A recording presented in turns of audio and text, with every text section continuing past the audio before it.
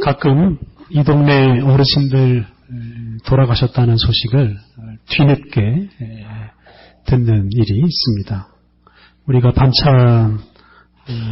배달해드리는 반찬을 받으시는 한 어르신도 얼마 전에 세상을 떠나셨습니다. 그분이 돌아가셨다는 소식을 제때 듣지 못했습니다. 요즘은 대개 병원에서 세상을 떠나고 또 가정에서 장례식을 치르는 일이 없기 때문에 어느 집에 초상이 나도 그 이웃집조차 그 사실을 알기가 어렵습니다.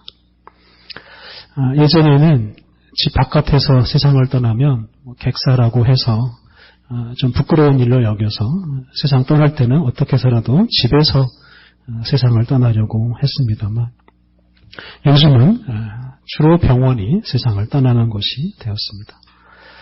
제가 어릴 적에 동네에서 장례식 하는 모습, 운구하는 모습을 자주 보면서 살았습니다. 요즘에는 시골에서도 그런 장례식 보기가 참 어렵습니다. 그러다 보니까 장례식을 전혀 경험해보지 못하는 사람들이 참 많습니다. 특히 어린이들, 청소년들은 더욱 그렇습니다. 직계 가족이 돌아가시지 않는 한 이 젊은 세대가 장례식을 경험하지를 못합니다. 이렇게 성장하면서 장례식을 경험하지 못한다는 것은 참 안타까운 일입니다. 죽음이라고 하는 이 인생의 아주 중요한 실존, 중요한 부분을 제대로 알지 못하면 우리 인생을 제대로 알지 못하는 것이기 때문에 그렇습니다. 전도서 7장 2절과 4절 말씀을 보면 초상집에 가는 것이 잔치집에 가는 것보다 더 낫다라고 했고 지혜자의 마음은 초상집에 있지만 우매한 사람의 마음은 혼인집에 있다라고 했습니다.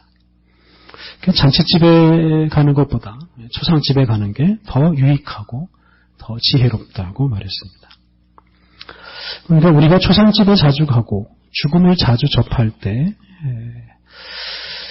우리가 좀 더 성숙한 사람이 될 수 있을 것입니다. 최근에 제 사무실에 있는 그 식물 하나가 점점 쇠약해지더니 어제 완전히 쓰러지고 말았습니다. 그동안 다시 살아날 거라고 기대하면서 좀 돌보았는데 어제 새벽에 사무실에 나와 보니까 이 가지가 꺾이고 땅에 쓰러져 있었습니다. 오랫동안 같이 지낸 친구인데 그렇게 된 모습을 보면서 참 안타깝고 또 마음이 아프고 또 미안했습니다.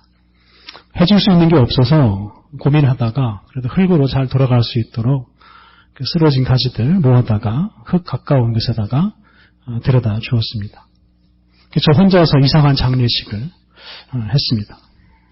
알고 보면 우리 주변에 이 죽음이라는 게 아주 가까이 있습니다. 우리 주변에 크고 작은 동물의 또 식물의 사체들이 사실 널려 있습니다. TV나 신문을 보면 사람들 죽었다는 소식이 끊임없이 들려옵니다. 죽음이라는 게 멀리 있는 것처럼 보이지만 실제로는 우리가 늘 죽음을 보고 듣고 경험하면서 삽니다. 성경은 우리가 그런 죽음을 좀 더 가까이 하면서 살라고 권면합니다. 오늘은 사순절 5째 주일입니다. 사순절 40날 중에서 이제 28날이 지나갔고 이제 12날만 남았습니다. 이제 부활주일이 2주 앞으로 다가왔습니다. 다음 주간은 이제 고난주간이고요. 고난주간이 끝나면 부활주일입니다. 우리가 사순절을 지키는 목적 중에 하나는 이게 부활절이라는 게 그냥 갑자기 오는 것이 아니고 고난과 죽음 후에 온다는 것을 깨닫는 것입니다. 예수님의 부활이 다가올수록 고난과 죽음도 함께 다가온다는 것. 이것은 우리 기독교 신앙의 아주 중요한 원리입니다. 고난과 죽음 없이는 부활도 없습니다. 저의 선친 기일은 3월에 있어서 제가 사순절 기간에는 꼭 이 선친 산소에 다녀옵니다. 근데 산소에 이렇게 오고 가는 중에 죽음에 대해서 생각할 기회가 참 많습니다. 그리고 그게 저에게는 부활주의를 맞이하는 기쁨을 좀 더 크게 해줍니다. 이런 죽음이라는 절망적이고 슬픈 현실을 우리가 경험하면 할수록 부활이 주는 의미를 우리가 더 크게 경험할 수 있습니다. 그런 의미에서 우리가 죽음을 피하거나 멀리할 필요는 없습니다. 앞에서 말씀드린 대로 죽음을 가까이 하는 것이 우리에게 참으로 유익한 일입니다. 오늘 읽은 두 성경 본문은 우리를 죽음 속으로 안내해 줍니다. 구약 에스겔서에는 아주 무시무시한 해골 골짜기가 나옵니다. 하나님께서 선지자 에스겔을 사람들의 유골이 가득한 골짜기로 인도하십니다. 선지자가 하나님의 말씀을 전하는 사람이라고는 하지만 그렇다고 해서 선지자가 그냥 입으로 하나님 말씀만 전하면 되는 것은 아닙니다. 오늘 본문에서 알 수 있듯이 에스겔 선지자는 사람의 유골이 가득한 그 무시무시한 골짜기로 들어서고 그 뼈들 사이로 지나다니면서 하나님의 말씀을 전해야 했습니다. 보통 사람들은 오늘 본문 같은 이런 장면을 만나면 하나님 말씀 전하는 것은 둘째치고 당장 무서워서 도망칠 수도 있을 것입니다. 죽은 지 아주 오래된 시체가 가득한 곳에서 하나님께서는 에스겔에게 마른 뼈를 향해 명령을 내리라고 하십니다. 그럼 하나님께서는 그 에스겔을 통해서 그 마른 뼈들이 살아나게 하십니다. 그런데 이 마른 뼈들은 11절에 나오는 대로 이미 망해버린 이스라엘 민족을 가리킵니다. 그 당시 바벨론에 사로잡혀 와 있던 이스라엘 민족은 자신들의 처지를 이렇게 한탄합니다. 11절에 우리의 뼈들이 말랐고 우리의 소망이 없어졌으니 우리는 다 멸절되었다. 그래서 이스라엘 민족은 자신들의 처지를 죽은 지 아주 오래된 시체, 뼈밖에 남지 않은 그런 시체에 비유했습니다. 이스라엘 민족은 자신들은 도무지 살아날 수 없는 그런 절망적인 상황이 있다라고 하면서 탄식했습니다. 그 당시 이스라엘 민족은 아수르와 바벨론의 침략을 받아서 망했습니다. 그것도 회복불능으로 아주 철저하게 망해버렸습니다. 아수르와 바벨론은 이스라엘 민족을 그들이 본래 살던 땅에 살지 못하게 하기 위해서 전 세계로 흩어 놓았습니다. 선지자 에스겔도 바벨론 사람들에게 사로잡혀서 바벨론까지 끌려온 사람이었습니다. 사람들이 이렇게 흩어져 있기 때문에 힘을 모아 독립운동을 하고 싶어도 할 수가 없는 상황이었습니다. 나라와 땅을 회복하는 것은 불가능한 일이었고 이제 시간이 지나면 점점 이스라엘 민족은 사라지게 되어 있었습니다. 마른 뼈마저 이제 흔적 없이 사라지게 될 그런 상황이었습니다. 옛날 우리나라가 일본에게 망한 것과는 비교할 수 없을 정도로 이스라엘은 철저하게 망했습니다. 그런 상태가 바로 마른 뼈와 같은 모습입니다. 여기서 우리가 깊이 생각할 것이 있습니다. 하나님께서는 왜 당신이 선택한 그 사랑스러운 그 민족을 왜 이렇게 철저하게 망하게 하셨겠습니까? 벌을 내리시더라도 좀 적당히 내리셔서 다시 회복할 수 있는 수준으로 하셨으면 좋을 것 같은데 왜 이렇게 가혹한 벌을 내리셔서 나라를 완전히 망하게 하셨을까? 이해하기 쉽지 않은 일입니다. 선지자 에스겔이 처음 포로로 잡혀왔을 때는 나라가 완전히 망한 상태는 아니었습니다. 그때까지만 하더라도 시드기야라는 왕이 나라를 다스리고 있었습니다. 비록 시드기야가 바벨론이 조종하는 꼭두각시에 불과했습니다만 그래도 나라가 망한 것은 아니었습니다. 그런데 그런 상황에서 이스라엘 사람들은 이스라엘 민족은 나라가 망하지 않을 것이다 라는 이런 허망한 소망을 가지고 있었습니다. 바벨론에 끌려온 사람들도 그렇게 생각하는 사람들이 많았습니다. 아직 성전이 있고 아직도 다윗의 후손이 나라를 다스리고 있기 때문에 나라가 망하지 않을 것이다 라고 생각했습니다. 그때 에스겔 선지자는 하나님으로부터 나라가 망한다는 말씀을 선포하라는 명령을 받습니다. 이 에스겔은 이제 성전도 무너질 것이고 다윗의 후손도 망하고 그리하여 온 나라가 망할 것이다 라는 말씀을 선포했습니다. 에스겔 37장 이전까지 말씀은 다 그런 말씀이었습니다. 온갖 죄를 저지르고도 망하지 않을 것이다 라고 생각하는 사람들에게 하나님은 철저한 멸망을 선포하시고 또 그대로 멸망하게 내버려 두셨습니다.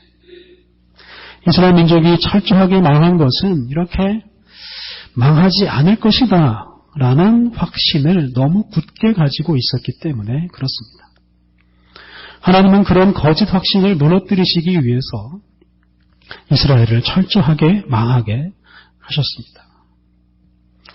여러분 중에 혹시 나는 절대로 안 죽는다 이런 확신을 가지고 계신 분이 있는지 모르겠습니다. 그렇게 생각하는 사람이 있다면 사람들에게 비웃음을 당할 것입니다. 이스라엘 민족이 바로 그런 사람들이었고 그들은 망함으로 결국 비웃음을 당하는 처지가 되었습니다. 사람이 자신의 연약함과 유한함과 죄를 깨닫지 못하고 천년만년 살 것처럼 떠들고 사는 것은 아주 교만한 일입니다. 하나님은 이스라엘 민족을 철저하게 망하게 하심으로 그런 교만을 꺾어버리셨습니다. 하나님은 이렇게 이스라엘 민족으로 하여금 자기 자신에 대해서 절망하게 하고 하나님 앞에서 겸손하게 한 다음에 비로소 이스라엘 민족에게 희망을 주십니다. 에스겔 37장이 바로 그 희망의 말씀의 시작입니다. 이전까지 절망을 선포하던 에스겔이 에스겔 37장부터 희망을 선포하십니다. 하나님은 완전히 죽었던 이스라엘을 다시 살리셔서 고향으로 돌아가게 하시고 거기서 새로운 생활을 시작하게 하십니다. 다시 살아난 사람답게 그들은 실제로 망하기 이전하고는 전혀 다른 새로운 인생을 살기 시작합니다. 하나님은 이렇게 이스라엘 민족을 이런 죽음이라는, 이런 절망이라는 관문을 거치게 하심으로써 그들을 새로운 민족이 되게 하셨습니다. 오늘 읽은 신약의 본문도 우리를 죽음 속으로 초대합니다. 예수님께서 나사로라는 사람이 병들었다는 소식을 들으십니다. 나사로의 누이들이 예수님에게 사람을 보내서 우리 오라비가 죽어가니 빨리 와달라라는 부탁까지 했습니다. 그런데 예수님께서는 그것은 죽을 병이 아니다 라고 말씀하시면서 나사로에게 가지 않으셨습니다. 그런데 예수님의 말씀과는 달리 나사로는 그 병 때문에 죽고 말았습니다. 예수님은 나사로가 죽은 것을 아신 후에 비로소 나사로가 있는 베다니를 향해 출발하십니다. 이미 죽었는데 뭘 어쩌라고 하시는지 이해하기 힘든 일입니다. 특히 예루살렘에서 가까운 이 베다니는 예수님과 예수님의 제자들에게는 아주 위험한 곳이었습니다. 그 당시 예수님을 죽이려고 하는 유대인들이 그곳에 많이 있었기 때문에 그렇습니다. 그래서 제자들은 예수님께서 베다니에 가시는 걸 반대합니다. 예수님은 그런 제자들의 반대에도 불구하고 베다니를 향해서 출발하십니다. 그때 오늘 보면 16절에 나오는 대로 도마라는 제자가 우리도 주와 함께 죽으러 가자라고 말했습니다. 그래서 지금 예수님과 제자들은 말 그대로 죽음을 향해서 가고 있습니다. 나사로의 죽음을 확인하러 가는 것이고 또 예수님을 죽이려고 하는 사람들 속으로 죽음 속으로 가시는 겁니다. 예수님은 그것을 다 알고 계십니다. 그래서 실제로 가서 나사로의 죽음을 시체를 확인하고 예수님도 그렇게 베다니로 가신 후에는 갈릴리로 다시 돌아오지 못하시고 결국 십자가에서 예루살렘에서 죽으십니다. 예수님은 이런 절망적인 상황을 아시고도 제자들과 함께 그 죽음이 있는 곳으로 가십니다. 예수님께서 나사로가 있는 베다니로 출발할 때 이렇게 말씀을 하십니다. 오늘 읽은 본문 14절, 15절. 이에 예수께서 밝히 이르시되 나사로가 죽었느니라 내가 거기 있지 아니한 것을 너희를 위하여 기뻐하노니 이는 너희로 믿게 하려 함이라. 예수님께서는 당신이 베다니에 있지 않으므로 나사로가 죽은 것이 너희를 위해서, 제자들을 위해서는 기쁜 일이다 라고 말씀하셨습니다. 사람이 죽는 게 어떻게 기쁜 일이 되겠습니까? 예수님께서 나사로가 죽은 것을 기뻐한 것은 아닙니다. 하지만 그것이 제자들을 위해서, 즉 죽음을 무서워하고 죽음을 피하려고 하는 이 제자들에게 기쁜 일이다 라고 말씀하셨습니다. 예수님은 나사로의 죽음을 계기로 제자들의 믿음이 새로워질 것을 내다보셨습니다. 예수님은 나사로의 죽음을 계기로 죽음 앞에서 절망하고 슬퍼하는 사람들의 믿음이 새로워질 것을 기대하셨습니다. 예수님은 바로 그것 때문에 나사로가 죽을 때까지 지체하셨고 나사로가 죽은 지 나흘이나 지난 후에 나사로를 만나셨습니다. 예수님은 베다니에 오셔서 깊은 절망과 슬픔에 빠진 사람들을 만나십니다. 오늘 본문에 오라비 나사로를 잃은 마르다가 나옵니다. 여러분, 오빠를 잃어버린 이 마르다의 슬픔을 우리가 조금은 상상할 수가 있을 것입니다. 그런 마르다에게 예수님은 죽음을 넘어서는 부활과 영생에 대한 소망, 또 그 믿음을 확인하게 하시고 희망을 주십니다. 오라비 나사로의 죽음을 계기로 마르다는 부활과 영생에 대한 믿음을 굳게 하고 소망을 품고 살아갈 수 있게 되었습니다. 이어지는 본문을 보면 예수님은 나사로가 죽은 것 때문에 울고 있는 사람들과 함께 우십니다. 예수님이 우는 것은 이게 흔한 일은 아닙니다. 복음서에 예수님께서 우셨다는 기록은 2번 나옵니다. 한 번은 무너지게 될 예루살렘 성을 보고 우셨고 또 한 번은 오늘 본문에 나오듯이 나사로의 죽음을 슬퍼하는 사람들을 보시고 우셨습니다. 예수님은 죽음이라는 이런 현실에서 벗어날 수 없는 사람들, 이 사람들의 절망과 슬픔에 참여하시고 그 절망 속에 있는 사람들과 함께 우셨습니다. 예수님은 제자들을 죽음 있는 곳으로 인도하셨을 뿐만 아니라 당신 자신도 그 죽음 속으로 들어오시고 죽음이 가져오는 그 절망과 슬픔을 친히 겪으시면서 우셨습니다. 이렇게 예수님은 사람들로 하여금 죽음을 경험하게 하시고 죽음으로부터 오는 그 절망, 슬픔을 다 겪게 하시고 그런 후에 예수님께서는 나사로를 살리십니다. 오늘 본문 뒤에 나오는 42절을 보면 예수님께서 나사로를 살리시는 이유를 당신을 둘러선 사람들, 즉 죽음 앞에서 슬퍼하는 사람들의 믿음을 위함이라고 말씀하셨습니다. 죽음 앞에서 절망하고 슬퍼하는 사람들이 예수님을 통해서 새로운 믿음을 얻게 되기를 바라시면서 예수님은 나사로의 죽음을 기다리시고 나사로를 또한 살리셨습니다. 나사로의 죽음을 친히 경험하고 목격한 사람들, 죽음 때문에 절망하고 슬퍼한 사람들, 이 사람들이 예수님을 통해서 예수님의 은혜로 새로운 믿음을 얻게 되었습니다. 키에르케고르라는 독일의 유명한 철학자가 오늘 읽은 이 요한복음 11장을 본문으로 해서 그 죽음에 이르는 병, 11장 4절에 나오는 죽을 병이라는 제목으로 책을 썼습니다. 사실 설교라고 해도 무방할 정도로 기독교 신학이 담겨져 있는 책입니다. 죽음에 이르는 병은 절망을 가리키는 단어입니다. 그래서 이 책을 절망론이라고도 부릅니다.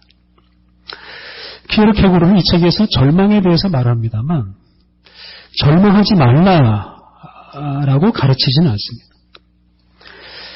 절망하지 않아야 죽음에 이르지 않는다라고 말하지 않습니다. 반대로 절망해야 한다라고 말합니다. 죽음에 이르는 병에 걸리는 사람, 죽음에 이르는 병에 걸리는 사람이라야 정말 사람이다 라고 말했습니다. 죽음에 이르는 병에 걸리지 않는 사람, 즉 절망하지 않는 사람은 짐승과도 같다라고 말했습니다. 그러니까 이 죽음에 이르는 병은, 이 절망은 사람에게만 주어진 특권이라고 했습니다. 이 죽음에 이르는 병에 걸리는 것은 하나님께서 주신 복이다. 절망하는 게 복이다 라고 말하기까지 했습니다. 그런 의미에서 키에르케고르는 자신의 책을 읽는 사람들을 이 절망으로 초대합니다. 그런 사람들로 하여금 사람의 유한함과 사람의 연약함에 대해서 깊이 절망할 것을 권유합니다. 그렇게 죽음에 이르는 병에 걸린 후에 그 병에서 벗어나는 사람, 즉 절망에서 벗어나는 사람이 진정으로 희망을 품고 살 수 있다고 말했습니다. 그리고 그렇게 죽음에서 이르는 병에서 벗어나게 하는 것이 바로 우리의 믿음이고 우리의 결단이라고 하였습니다. 오늘 본문에서 나사로의 죽음이라는 이 절망적인 현실에서 사람들이 예수 그리스도를 믿음으로 새로운 희망을 얻은 것처럼 절망이라는 현실 속에서 우리가 어떤 선택을 하고 그곳에서 예수님을 믿기로 선택할 때 우리가 진정으로 소망이 있는 사람으로 살아갈 수 있습니다. 절망이라는 이 관문을 통과하지 않고는 희망을 말할 수가 없습니다. 어떤 사람은 절망이니 희망이니 이게 무슨 소용이 있느냐, 그냥 하루하루 먹고 살면 되는 것이지 뭐 그렇게 복잡하게 사느냐라고 말하는 사람도 있습니다. 실제로 그렇게 사는 사람들이 많이 있습니다. 목표도 없이 희망도 없이 그냥 생존 차원에서 하루하루 사는 사람도 있습니다. 키에르케고르는 그런 사람, 시체로 사는 것과 같다라고 말하기도 했습니다. 절망도 희망도 모르고 사는 것은 그냥 사는 것이지 진정한 인생은 아니다라고 말했습니다. 우리가 진정한 인생을 살기 위해서, 정말 복된 인생을 살기 위해서 우리는 절망 속으로 또 죽음 속으로 들어가야 합니다. 마른 뼈가 있는 골짜기로 가야 하고 나사로의 무덤 속으로 우리도 가야 합니다. 그리고 거기서 울고 슬퍼하고 절망할 때 거기서 우리가 예수님을 만날 수 있고 예수님의 은혜로 새로운 믿음과 소망을 가지고 살아갈 수 있습니다. 절망적인 현실, 우리가 피하고 싶은 현실, 죽음과 같은 이런 현실을 우리가 피하고 도망다니기보다 그 현실 속으로 더 깊이 들어갈 때 우리가 진정으로 희망 있는 사람이 될 수 있습니다. 최근에 사일런스라는 영화가 나왔습니다. 일본의 엔도 슈사쿠가 쓴 침묵이라는 소설을 소재로 한 영화입니다. 이 영화는 17세기 일본에서 이 기독교에 대한 박해가 극심할 때 그때 배교한, 믿음을 버린 선교사들 이야기입니다. 일본에 파송된 한 선교사가 신앙을 버리고 배교했다는 소문이 본국으로 들려왔습니다. 그 소문을 들은 후배 선교사들 중에서 그 소문을 도무지 믿을 수가 없다, 그분이 그럴 리가 없다 라고 생각한 사람들이 두 사람이 여러 사람의 반대를 무릅쓰고 일본으로 직접 갑니다. 그리고 그들은 일본에서 벌어지는 그 아주 참혹한 박해 상황을 목격합니다. 그리고 그 두 선교사들 중 한 사람은 선배 선교사와 똑같이 배교의 길로 빠져듭니다. 물론 그 선교사가 기꺼이 배교한 것은 아닙니다. 그는 간절히 순교하고 싶어 했습니다. 자기를 죽여달라고도 여러 번 요청했습니다. 하지만 순교할 기회를 얻지 못합니다. 반대로 박해자들이 그 선교사를 아주 후하게 대접하고 그 선교사가 보는 앞에서 일본 신자들을 고문하고 죽이면서 네가 배교하면 이 사람들을 살려주겠다라고 하면서 배교를 강요합니다. 그걸 견디지 못한 선교사는 결국 그 죽어가는 신자들을 위해서 배교의 길을 선택하고 맙니다. 그렇게 배교의 길을 간 선교사가 있는가 하면 다른 한 선교사는 그 신자들을 바다에 빠뜨려 익사시키는 그런 모습을 보고 그것을 참지 못하고 그 죽어가는 신자들을 구하기 위해서 바닷속으로 뛰어들어서 결국은 그 신자들과 함께 익사하고 맙니다. 영화 전체에서 그 장면은 그리 중요한 장면은 아닙니다만 순교 영화를 자주 봤던 저에게는 그게 아주 인상이 깊었습니다. 죽어가는 신자들과 함께 죽기 위해서 바다로 뛰어드는 그 선교사가 그 죽어가는 그 신자들에게는 희망이 되었을 것입니다. 아무나 죽음과 절망 속으로 뛰어들 수는 없습니다. 희망이 있는 사람만이 사실 그 절망 속으로, 죽음 속으로 뛰어들 수가 있습니다.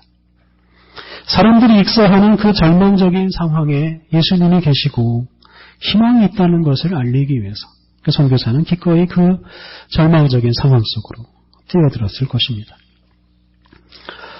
성도 여러분, 절망에 빠져본 적이 있으십니까? 그 자리에 예수님께서 함께 계십니다. 죽음의 고통을 겪어본 적이 있으십니까?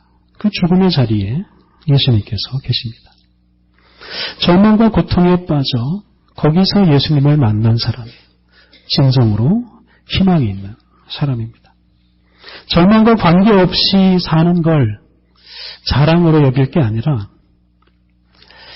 절망과 죽음이 있는 곳에 가서 그 절망과 죽음에 참여하는 것이 거기에 계신 예수님을 우리가 만날 수 있는 길이고 예수님과 함께하는 길이고 그것이야말로 진정으로 세상의 희망을 보여주는 길입니다.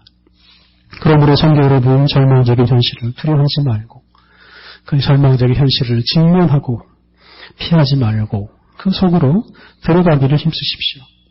이 땅에 생명을 주시고자 죽음의 길을 가신 우리 예수님처럼 우리도 어둡고 추운 곳, 절망이 있는 곳으로 가서 거기서 우리 예수님을 만나고 예수님과 함께 부활과 영생의 소망을 선포하며 살아가시기를 바랍니다. 함께 기도하시겠습니다. 참혹한 십자가의 죽음을 통해 우리에게 부활의 소망을 주신 하나님, 절망과 죽음 속에 있던 우리를 만나주시니 감사합니다. 우리의 절망과 죽음으로 함께 하시고 이겨내시는 주님을 찬양합니다. 하나님, 우리들이 우리 자신의 죄와 이 땅의 현실에 대해 깊이 절망하게 하옵소서. 우리 자신의 연약함과 유한함에 대해 깊이 절망하게 하옵소서. 우리와 함께 하시는 예수님 안에서 우리가 참된 희망을 얻게 하옵소서. 우리가 절망 속에 계신 우리 예수님을 믿음으로 예수님과 하나 되어 이 세상의 죽음과 절망에 참여하고 또한 거기에서 부활과 영생의 열매를 거두게 하옵소서. 예수님의 이름으로 기도드립니다. 아멘.